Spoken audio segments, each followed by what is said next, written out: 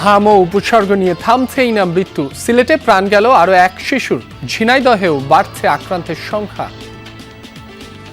10-15 দিন জ্বর আসলে তারপরে 4-5 দিন মতো হাম দেখা গেছে। এখন পুরোটাই সুস্থ, হাম জ্বর নেই খালি এখন বাবু শ্বাসকষ্ট ঠান্ডার জন্য। দেশের বিভিন্ন জেলায় জ্বালানি তেল সংগ্রহে নাজেহাল গ্রাহকরা। সাময়িকভাবে বন্ধ অনেক পাম্প, বাড়ছে ক্ষোভ। প্রত্যেকটা পাম্পে একই টাইমে তেল দেয়, একই দিনে দেয়, তাইলে এত ভোগান্তি মানুষের হবে না। ভোগান্তি ভাই, আমাদের রাইডারদের বেশি ভোগান্তি, যারা বাইক রাইড করতেছি খুব বেশি ভোগান্তি। 3-4টা পাম্প ঘুরছে, কোনো ইয়েতেই পাম্প তেল পাওয়া যায় না। বঙ্গোপসাগরে মাছ শিকারে 58 দিনের নিষেধাজ্ঞা শুরু। উপকূলে ফিরেছেন জেলেরা। ভারতীয় ট্রলারের অনুপ্রবেশ ঠেকাতে কঠোর নজরদারির দাবি।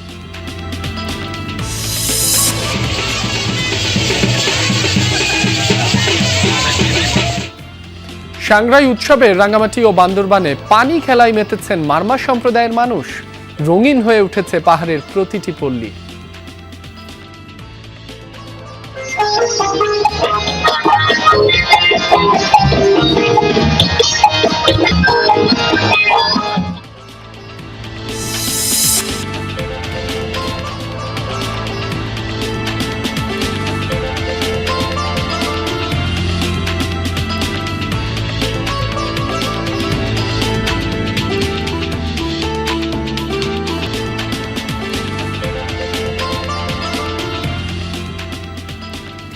সংবাদ সারা দেশে আমন্ত্রণ। আপনাদের সঙ্গে আছি মাসুম রাব্বি। এতক্ষণ শিরোনাম দেখছিলেন, এবার বিস্তারিত জানাবো। হামের উপসর্গ নিয়ে সিলেট ওসমানী মেডিকেল কলেজ হাসপাতালে আরো এক শিশুর মৃত্যু হয়েছে। এ নিয়ে সিলেটে প্রাণ গেল 4 জনের। 24 ঘন্টায় রাজশাহী মেডিকেল কলেজ হাসপাতালে নতুন করে রোগী ভর্তি হয়েছে 24 জন। চিকিৎসা শেষে বাড়ি ফিরেছে 14 জন। উপসর্গ নিয়ে হাসপাতালটিতে বর্তমানে চিকিৎসাধীন 164 জন। রাজশাহী বিভাগ ছাড়াও ময়মনসিংহ, বরিশাল, চট্টগ্রাম, সিলেট ও খুলনা বিভাগেও হাম আক্রান্তের সংখ্যা বাড়ছেই। কোথাও কোথাও হাসপাতালে ওয়ার্ডের বাইরে রেখেও চিকিৎসা দেওয়া হচ্ছে রোগীদের। এতে বাড়ছে সংক্রমণ ঝুঁকি। হামের প্রকোপ না কমায় উদ্বেগ বাড়ছে অভিভাবকদের মাঝে। এদিকে দেশের 4 সিটি কর্পোরেশন ও 30 উপজেলায় শিশুদের জন্য হামের বিশেষ টিকাদান কর্মসূচি চলছে। হামের পরিস্থিতির আরো খবরাখবর জানবো। রাজশাহী থেকে যুক্ত হচ্ছেন সহকর্মী তারেক মাহমুদ। তারেক, রোগী যারা ভর্তি রয়েছেন হামের উপসর্গ নিয়ে, তারা ঠিকমতো চিকিৎসা সেবা পাচ্ছেন কিনা, নতুন করে কয়জন রোগী ভর্তি হয়েছেন সে বিষয়েও জানাবেন আমাদের। রাব্বি, আমি একটু আগে রাজশাহী মেডিকেল কলেজ হাসপাতালের যে আইসোলেশন ওয়ার্ড সেখানে গিয়েছিলাম এবং আগের থেকে আমি যতটুকু দেখেছি যে এখানকার চিকিৎসা ব্যবস্থা অনেকটাই ভালো।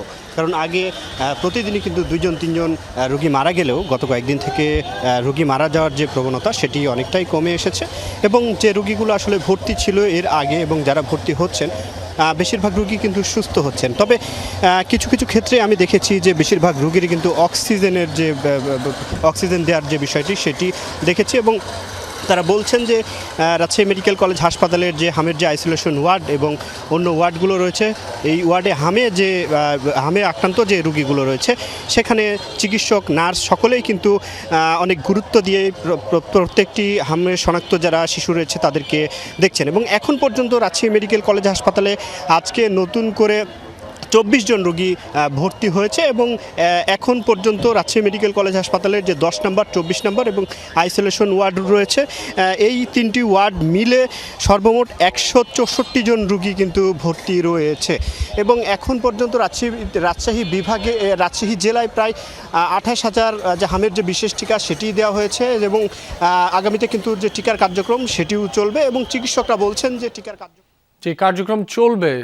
তারেক, আপনাকে ধন্যবাদ। ঝিনাইদহেও ছড়িয়ে পড়েছে হামের উপসর্গ। প্রতিদিনই আক্রান্ত হচ্ছে শিশুরা। এতে আতঙ্কিত হয়ে পড়ছেন অভিভাবকরা। তবে স্বাস্থ্য বিভাগ বলছে জেলার পরিস্থিতি এখনো ভয়াবহ নয়। এছাড়া কঠিন পরিস্থিতি সামাল দিতে আগাম প্রস্তুতিও নেওয়া হয়েছে। গত 2 সপ্তাহে বিভিন্ন হাসপাতালে 43 জন রোগী ভর্তি হলেও এরই মধ্যে সুস্থ হয়ে বাড়ি ফিরেছে 31 জন। হামের উপসর্গ নিয়ে ঝিনাইদহে প্রতিদিনই বাড়ছে শিশু রোগীর সংখ্যা। এতে উদ্বিগ্ন স্বজনরা। গেল 2 সপ্তাহে জেলার 6টি উপজেলায় হামের উপসর্গ নিয়ে হাসপাতালে ভর্তি হয়েছে 43 জন রোগী।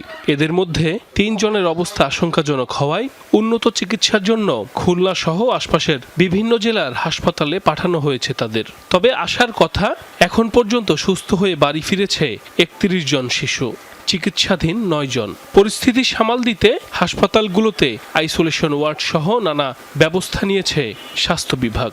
প্রথমে জ্বর আসছিল, তারপরে গায়ে এইগুলো বেরোলো, সঙ্গে সঙ্গে আমি হসপিটালে নিয়ে আসছি। 10-15 দিন জ্বর আসলে তারপরে 4-5 দিন মতো হাম দেখা যাচ্ছে। এখন মানে পুরোটাই সুস্থ, হাম জ্বর নেই খালি এখন বাবুর শ্বাসকষ্ট ঠান্ডার জন্য। চিকিৎসকরা বলছেন, শিশুদের শরীরে র্যাশ দেখেই আতঙ্কিত হয়ে পড়ছেন অভিভাবকরা। জানান, হাসপাতালে ভর্তিদের বেশিরভাগই অতিরিক্ত ডায়রিয়া ও নিউমোনিয়ায় আক্রান্ত রোগী।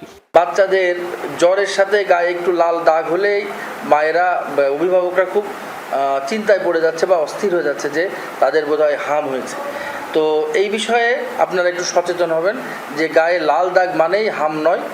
হাম আসলে সাধারণত 6 মাসের নিচে যদি বুকের দুধ পান করে যেসব বাচ্চা, তাদের হাম হয় না। সিভিল সার্জন জানান, জেলায় পর্যাপ্ত পরিমাণ ভ্যাকসিনের মজুত রয়েছে। কোনো শিশুই যেন টিকা কর্মসূচির আওতার বাইরে না থাকে সেদিকে বিশেষ নজর দিচ্ছেন তারা। কিছু রোগী ভর্তি হয়েছে, সেগুলো খুব বেশি ডেঞ্জারাস না বা কমপ্লিকেশন নিয়ে ভর্তি হয়নি।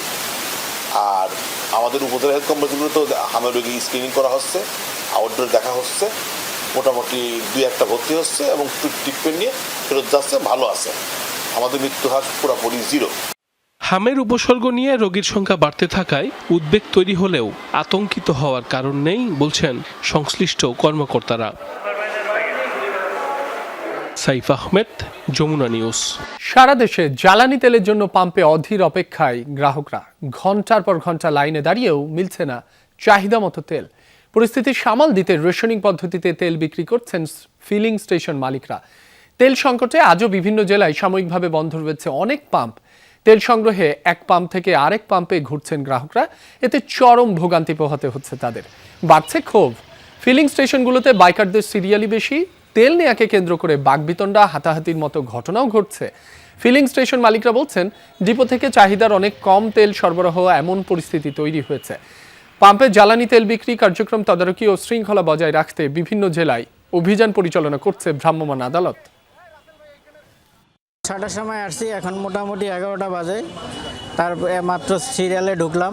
আগের তুলনায় একটু কম হচ্ছে, তবে এই সেবাটাকে আরো উন্নত করা দরকার। বিভিন্ন জায়গা থেকে আসে ব্যবসার জন্য তেল নিয়ে বিক্রি করে, তেল খুলে ট্যাঙ্কি থেকে বিক্রি করে। আস্তে আস্তে পাবলিকে আমরা দিতেছি, কিন্তু সিরিয়াল কমতেছে না, প্রতিদিন কেবল হোন্ডা বাড়তেই আছে।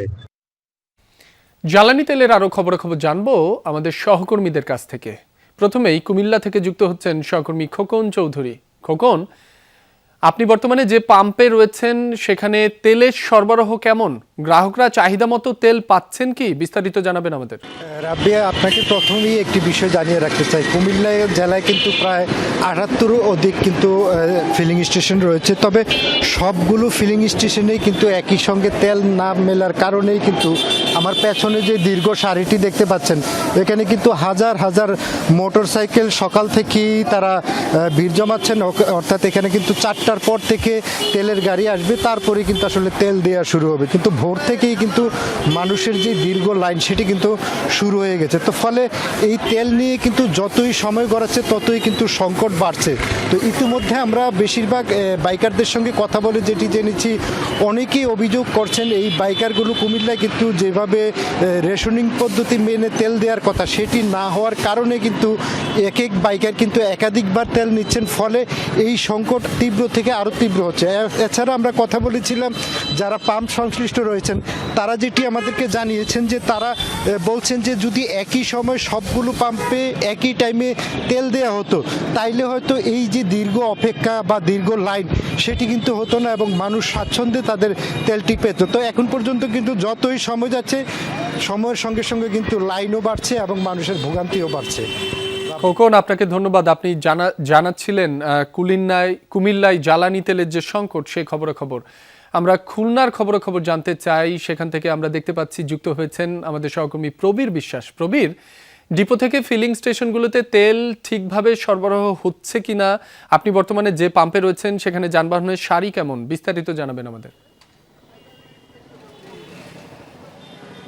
লম্বা সারি রাব্বি, এবং যতদূর চোখ যায় ততদূর পর্যন্ত তেল প্রত্যাশীদের এই লাইন অভূতপূর্ব, যেটি বেশ কিছুদিন ধরে চলছে। এবার যদি বলি যে চাহিদা কিংবা প্রয়োজন, এই দুটোর কোনো অংশের সঙ্গেই মিল করতে পারছে না যারা জ্বালানি তেল ব্যবহার করে থাকে, সেটা হোক বাইকার, হোক পার্সোনাল গাড়ি কিংবা অন্য গাড়ি। সে কারণেই কিন্তু দীর্ঘ লাইন।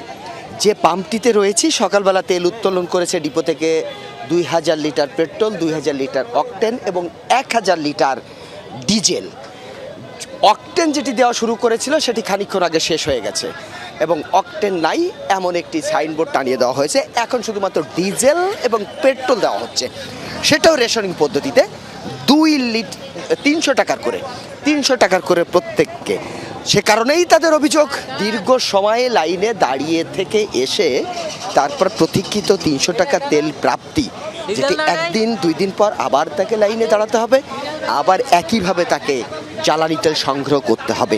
এইটার অবসান চায় যারা গ্রাহক রয়েছে তারা।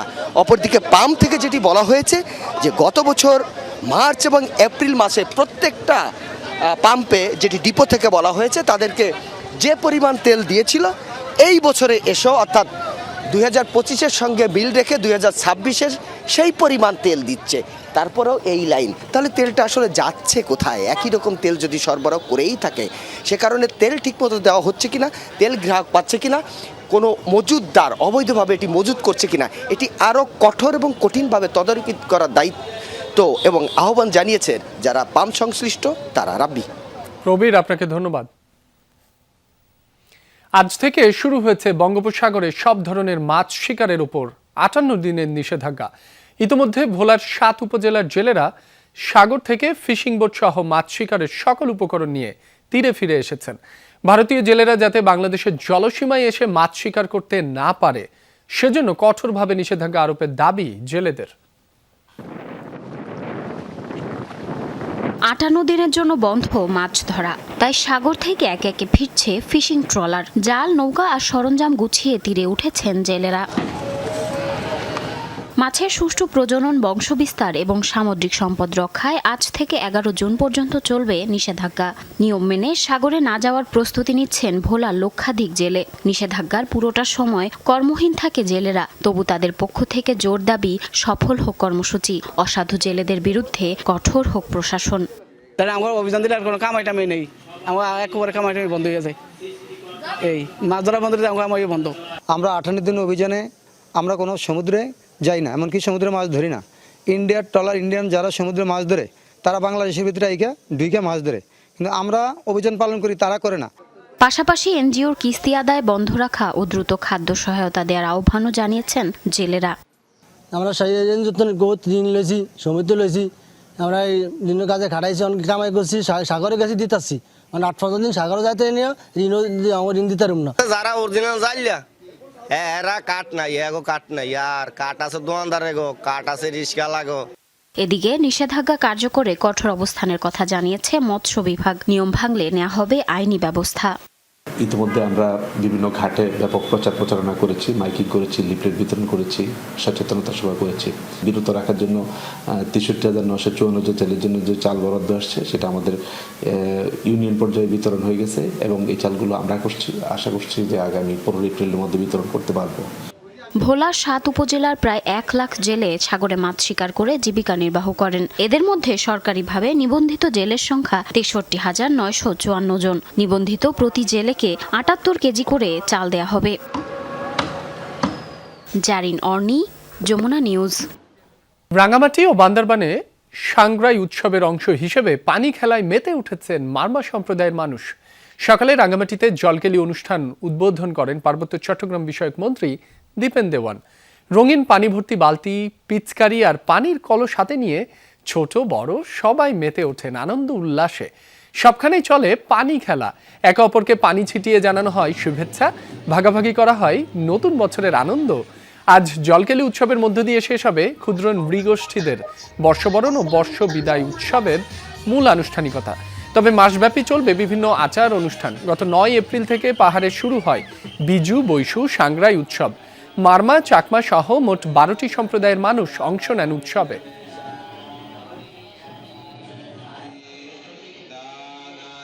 বৈশাখী উৎসবের আরো খবর জানাতে বান্দরবান থেকে যুক্ত হচ্ছেন সহকর্মী বাটিং মারমা। বাটিং, আজ উৎসব ঘিরে কি কি আনুষ্ঠানিকতা রয়েছে আর নতুন বছরে পাহাড়ের মানুষের প্রত্যাশা কি আমাদের জানাবেন।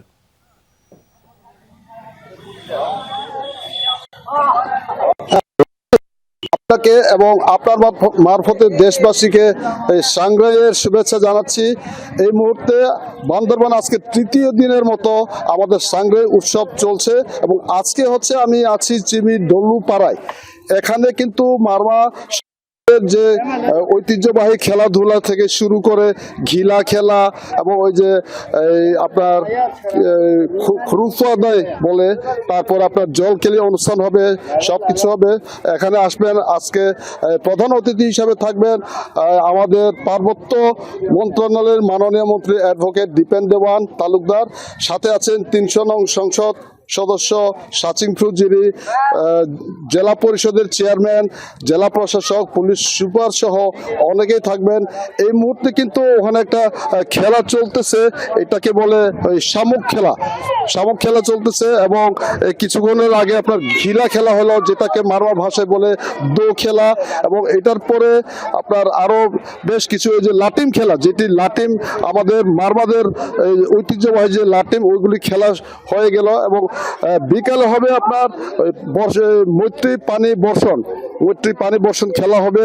আর এটাকে বলে আপনার এই যে শামুক খেলা, গর্তের ভিতর দিয়ে এটি কিন্তু প্রায় বিলুপ্তির পথে। এই মুহূর্তে এগুলিকে আমরা তুলে ধরার চেষ্টা করতেছি এই আমাদের ঐতিহ্যবাহী সাংগ্রাই উৎসবে, এবং এইগুলি আসলে অনেক বর্তমান প্রজন্মের ছেলেমেয়েরা কিন্তু অনেকটাই এইগুলি ভুলতে বসেছে, যার কারণে এই খেলাগুলি, ঐতিহ্যবাহী খেলাগুলিকে আমরা তুলে আনার চেষ্টা করতেছি এবং সাথে বাদ্যযন্ত্র তো আছেই।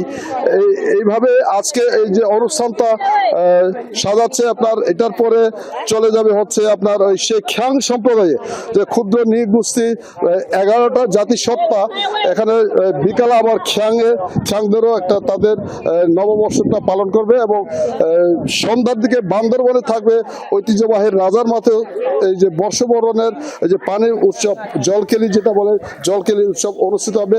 সেখানেও মন্ত্রী মহোদয় যাবেন এবং গতকাল ছিল আবার পিঠা উৎসবও ছিল। বেশ সুন্দরভাবে এবং সম্প্রীতির বন্ধনটাকে আমরা ধরে রাখার জন্য এই সাংগ্রাইটাকে, ঐতিহ্যবাহী সাংগ্রাইটাকে সম্প্রীতির বন্ধনে আবদ্ধ করার প্রয়াস। বাটিং, আপনাকে ধন্যবাদ, আপনি উৎসবের খবরাখবর জানাচ্ছিলেন। শুভেচ্ছা আপনাকে। এই ছিল সংবাদ সারা দেশের এখনকার আয়োজনে। এতক্ষণ যারা সাথে ছিলেন সবাইকে ধন্যবাদ।